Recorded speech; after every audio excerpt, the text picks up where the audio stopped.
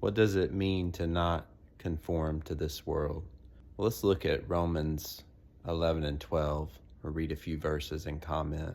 Starting in Romans 11:33, Paul writes, "The depth of the riches of the wisdom and the knowledge of God, how unsearchable his judgments, who has known the mind of the Lord, who has been his counselor, or by the mercies of God to present your bodies as a living sacrifice. Do not be conformed to this world, but be transformed by the renewal of your mind.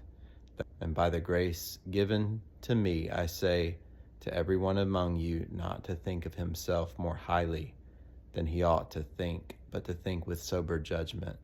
So Paul has just written about the mystery of Israel and how Israel was hardened in part that the nations or the Gentiles may come to know the mercy of God and receive eternal life, and to not be arrogant and not to think that Israel has been rejected.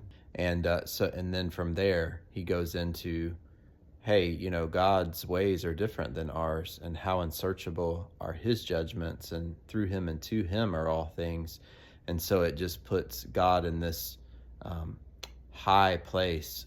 And it's in this context that Paul says we are to appeal to the mercy of God and to not be conformed to the pattern of this world. And then he goes, don't think more highly of yourself than you ought. So a lot of not being conformed to the pattern of this world revolves around not comparing ourselves with others and not thinking that we are better than others. And we can so easily do that. And when we do that, it fogs how we see others.